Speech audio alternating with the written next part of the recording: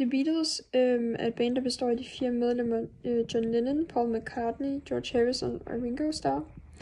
Og The Beatles er et britisk rockband, der kommer fra Liverpool, og deres band blev startet i 1960'erne. Og de var aktive i bandet indtil ca. 1970'erne, hvor de blev opløst på grund af, at John Lennon godt ville have en solokarriere. Og så gik de hver for sig, eller hver til sit, og så startede de altså med solokarriere senere hen. Og de var inspireret af rock and roll kunstnere, og for eksempel Elvis. Ja. The Beatles ændrede sådan virkelig meget musikindustrien. For det første ændrede de på det med, at man gik fra kun at udgive singler næsten, til sådan enestående hits, til at man udgav albums.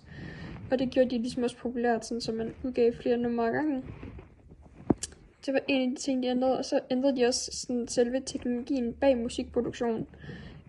For før var det kun muligt at optage på en 2-sporsbåndoptager, når man optog musik i studiet. Så det betød ligesom også, at man ligesom kun havde et take til at indspille musikken, og man ofte indspillede alting på samme tidspunkt, hvilket gjorde det virkelig besværligt. Men The Beatles begyndte så at sådan eksperimentere med at optage på 4-spors eller 8-spors optagelser, og det gjorde det muligt, at man kunne optage nogle instrumenter separat og bygge sang op lag for lag i stedet for. Og så kunne man så også mixe med lyden mere, og sådan, de gjorde bare en masse sådan musiktekniske ting og ændrede på det.